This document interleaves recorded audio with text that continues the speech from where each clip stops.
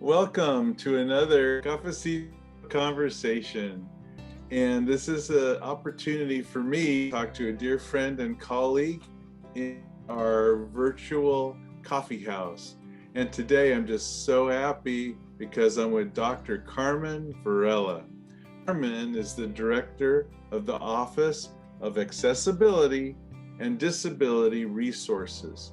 And today we're just going to have a conversation. And so, Carmen, welcome to our cafecito. We have our cafecitos ready to go here. Thanks, Richard. Happy to be here. Oh, wonderful. And Carmen, I know there's a special little story behind your mug. Tell me a little bit about the recuerdo. Thank you. So this is my favorite coffee mug. It belonged to my mother, who was born in Durango, Mexico. And so I found this in my childhood home. And it says Recuerdos de Durango. And it's extra special, not just because it's from Durango, but because it was my mother's, and my mother passed away in May of last year. So it's become my very favorite cup, and it makes me feel close to her. Well, we are remembering your mom, and your mom lives on through you. So what a beautiful memory that is. Thank you. So, I'm going to use her memory as a transition into our first question, because we're now sitting in our virtual coffee house, and I've been thinking a lot about this in my memories lately of my own reflection on being Latino or Latinx, now they call me. And so I wanted to just get your, first of all, impression about your memories about being a Latinx woman, but also kind of the transitions we've been through. As I think back on my life, Mexican, I've had different labels, right? Mexican, Mexican American, Chicano, Hispanic, Latino, now Latinx. And every time that kind of has shifted, sometimes perceptions have changed, but then sometimes it's just a label that's changed. And the experiences of being a person of color have had different themes in my life as well. So, Carmen, as we're thinking about our life and remembering and having our little coffee together, what are some of your thoughts about growing up in this current terminology, growing up Latinx, but what has that meant for you? Yeah, so thanks, Richard. So I feel for me, I'm originally from Texas, from El Paso. So I grew up in a border town. My mother was from Durango, and my father is from the Southwest. We have roots that span New Mexico and Texas, and so my father has some Native American roots. So it's interesting. I grew up fully bilingual, with a mother who spoke only Spanish, and a father who spoke English and Spanish, and a school where we were taught in English. So um, I think for me, being Mexican American or being Chicana has just been, it's what I've heard my whole life. Like I remember my father referring to himself as a Chicano, and my mother always identified as being Mexican because she came, she was born in Mexico. So I think for me, living on the border, I've been living in this, I grew up in this place where you're in America, but you're not necessarily American, and you're not necessarily Mexican, right? You're Mexican American. And so for me, it was always really clear. And I feel that the kind of marker for that for me was always the border, right? Because we lived with this border, which was the Rio Grande, right? Which kind of divided both sides of being American and being Mexican. And so it's kind of this dichotomy that I feel that I've grown up with, and studied as well, right? And looked at kind of Yes. Mexican American culture and border culture. But for me, it's really been, I feel it's just who I am. And I don't know how do I explain this? I feel like in terms of I guess there's been an evolution of consciousness, right? When you're a kid, you just are, right?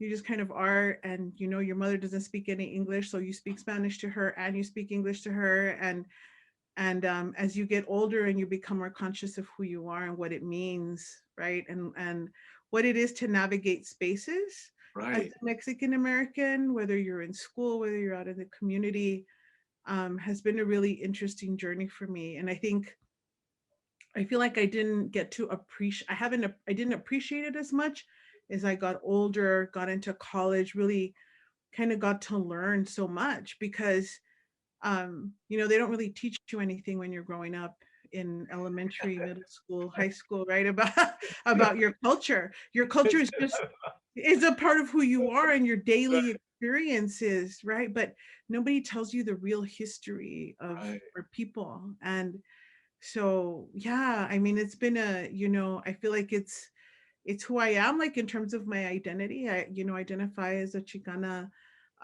Latinx, Latina, however you want to say it. Like I feel like it's changed, woman of color. Yeah. um so So so as you think about that journey, Carmen, mhm, you mentioned boundaries and borders, mhm. and in actuality or metaphorically, what have those borders or boundaries felt like as you've navigated being a Latina? Mhm. Yeah, I feel like for me, there's been a lot of questions for me, right? Questions about myself, always for a long time feeling like, do I belong in this space? Do I belong in this environment? Am I good enough? Like, should I really be here? Right. And I think I remember growing up, my father, who worked for civil service and was in the army and worked at Fort Bliss for all his life until he retired, used to tell me, mija, don't ever let anybody believe that they're better than you or smarter than you, because they're not.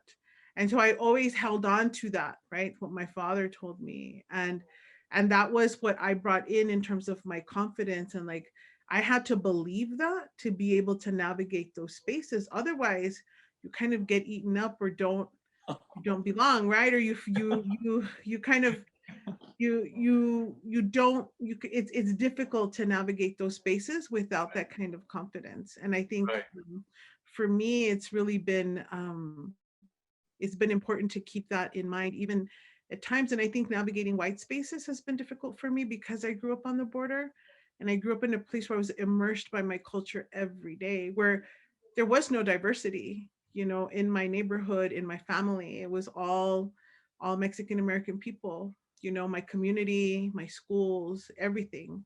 So it wasn't until I left Texas and I left El Paso that I began to really understand what true diversity was, right?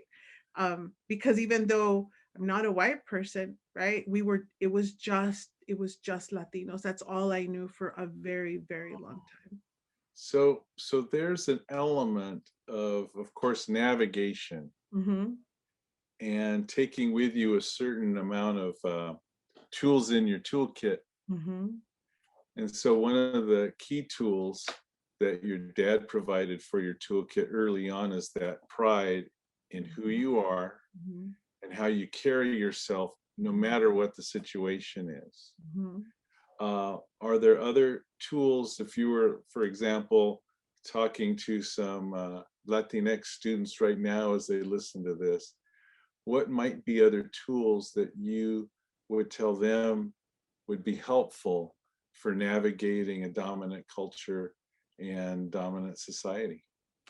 Yeah, that's a great question, Richard. Thank you. I think I would say that never forgetting how valuable your experience is as a Latino or a Latina, right?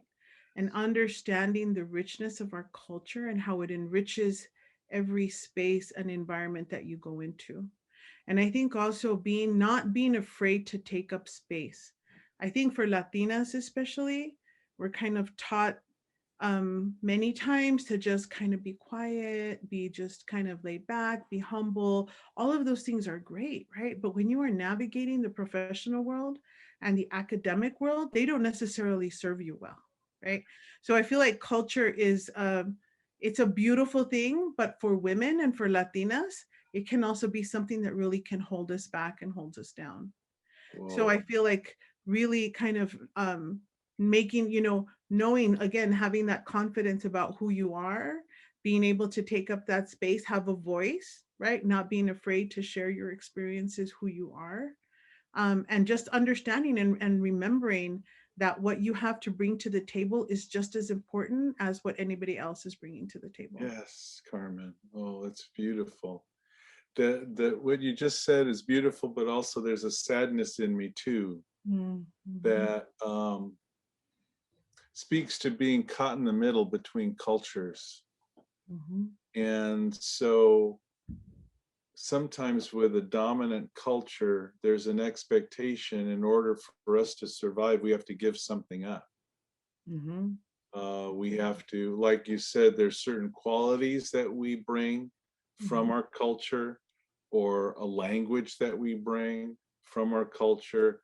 And the dominant culture can say in many different ways, and sometimes it's tacit, it's just invisible. But if you're going to be successful, you better be careful.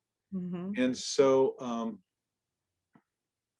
how might we still hold fast to that culture that's so dear to us while still navigating and knowing maybe the time and place to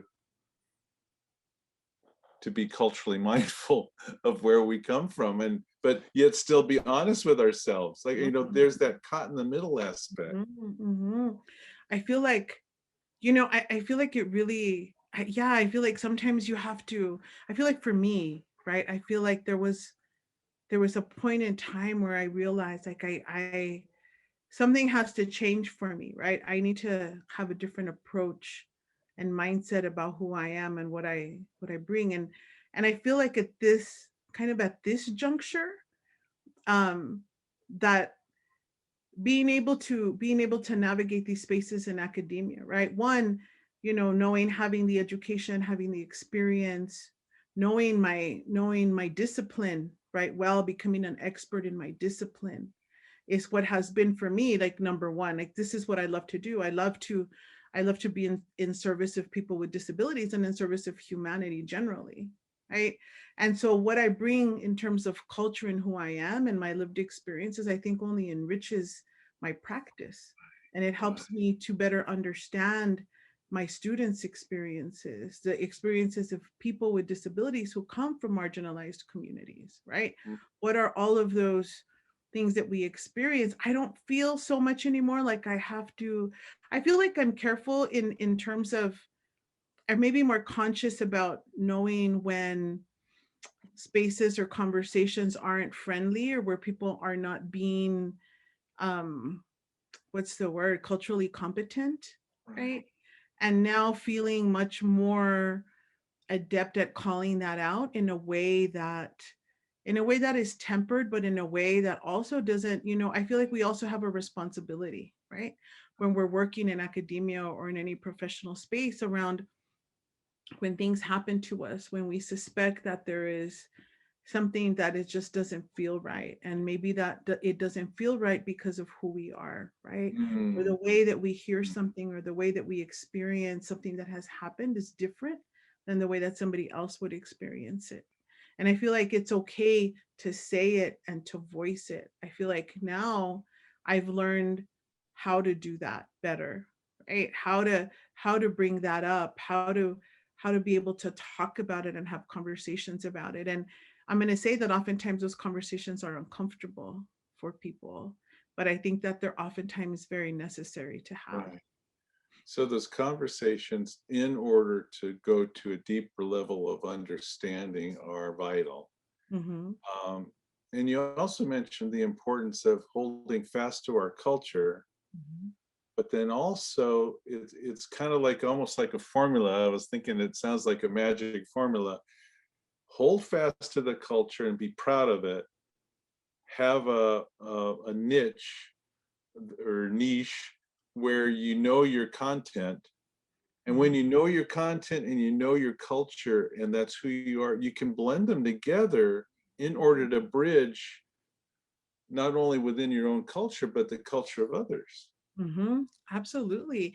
And I feel like that's what makes me valuable, and makes many other Latinas and Latinas very valuable, right? Is that we're not one dimensional, is that we're multidimensional in many ways, right? Professionally, personally, the way we bring our personal experiences into our professional work, the way Mm. that we're better able to serve our students because of these experiences, the way we can understand them better, the way that we're able to structure our practices, right? Even in terms of, for me as a director, is not looking at my students only through a lens of disability, but also looking at them through a lens of social justice and understanding many of their struggles, right? Because I've had some of those struggles, if not many of those struggles myself, as a woman of color or a Mm. person of color. So I think that yes, that it's a, I don't know that there's a magic formula. I think we have to find our own, we all are our own magic formula, right? Like we all like have to find what that formula is that works for us, wherever So, we find ourselves. But again, we do have to compete, right? We've got to compete with everybody else. And so I'm going to say, like, know your stuff. Know what you, be passionate and love what you do and know it well. know it well, Mhm. as you do. And we're so glad you're here at APU with us. Um, Speaking of APU, then I'll go. I started personal, but let's go organizational now. As we think about making, building bridges with others, you are one of the leaders in our new affinity mosaic Mhm.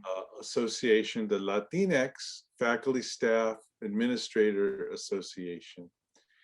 And from the outside looking in, some people might say, hey, wait a minute, they're just separating themselves from everyone else. And uh, but you know firsthand the importance of networking, and you know also firsthand, we're talking about it, the importance of culture and how culture enriches an organization.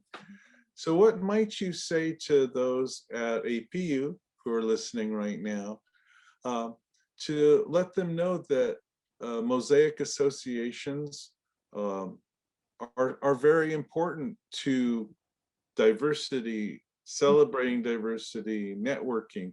What might you tell people that don't know about the mosaic affinity organizations, why that's so important? Yeah, I can speak for myself and why it's important to me, which is it's important for me as a Latina to find community no matter where I go, whether it's at the university, whether it's in my own community, in my own neighborhood, in my own city. It's important for me to find community. It's important for me to find other people whom I can relate to on a cultural level. And in APU, it's the relating to them in a cultural and a professional level, right? And that for me helps me feel like I belong at APU. Right. It helps me feel like there is a place for me at APU. And for such a long time, Richard, people of color didn't have their own spaces. Like even universities were not built for people of color, right? Those spaces were never meant for us to be there. Right. And now we're here. And now it's important for us to carve out our own spaces as we navigate this still, um, this environment that is dominated not by us, right, but by whites, and that was built for white people. It's important for us to figure out how we can best navigate this environment, and how we can actually really help enrich the environment, how our lived experiences can enrich APU as a whole, and then really help bring us closer to our mission. Because and I say this a lot, is that diversity diversity is the essence of creation. And if that's true, then we should all be embracing diversity. Diversity is the essence of creation. Okay, we're going to quote you on that one. Okay. Love that. Diversity is the essence of creation. Um, so, that being a given, diversity is the essence of creation. How might we communicate that, your quote, Mhm. to a broader community, that diversity is multifaceted Mhm. and that is God given? How Mhm. how how do we go about bringing everybody into that awareness and journey? Yeah, I mean, I think the ways that we do it is by having our affinity groups, right? I know that we're just kind of beginning and starting some of these affinity groups, but as you see, some of the affinity groups are doing some really great work. Like this month, we have all these panels on the African American experience at APU, and those are amazing. Like I'm so looking forward to them. There's just, we need to be able to create these spaces where we can bring our culture to the campus community. And I think about this in terms of disability, in terms of our cultures, being a Latina, if it's your African American, but how do we bring this to the forefront? How do we help everybody understand the value of differences? And I believe that the way we do that is by raising the consciousness through knowledge and information about the value and the contributions of Latinx folks, of Black people, of people with disabilities, of whoever it is on campus. And I think another really important way of doing that is to ensure that that our campus represents the demographic of students that we serve. Because if our students don't see themselves in us, it's difficult for them to see themselves in positions of leadership and authority. And I can't tell you, Richard, how many times I've had Latino students walk into my office and look at me in disbelief that I'm the director. They're like, "Are you really the director?" Because they've never seen a Latina director at a university. Isn't that amazing? Like and it still holds true today. And so when I see them, when I know that what the message that they're getting is that you can do it also. Right. If I'm here, you can do it too. And doctora as well. Yes. And it's been a long road, Richard. Like even for me, it took me a really long time to get finished with my education, right? Because a lot of it, because of culture, a lot of some of those constraints around culture and motherhood and the expectations that are kind of thrown upon us as Latinas. And so even in breaking away from those, it took me an extraordinarily long time to get to where I'm at in terms of my education. But you just keep pushing through because you know that it's something that you have to do. And so that's what I've done. Yes, and very well too. Thank you. So as a concluding question, we've been talking about diversity and the tools for success, and diversity is multifaceted. I want to unpack that multifaceted aspect a little bit more because of your role with accessibility, with disability resources, because diversity is multifaceted, and part of our diversity is students with many different abilities. So how might we raise awareness? Once again, what might that raising awareness look like at APU to providing full access for all students, especially when we're talking about your particular Office of Accessibility and Disability Resources? Yeah, that's a great question, Richard, and it's a very timely question because as we begin to work on our strategic plan and begin to look at different way of how we do things differently. We were all thrown into remote learning.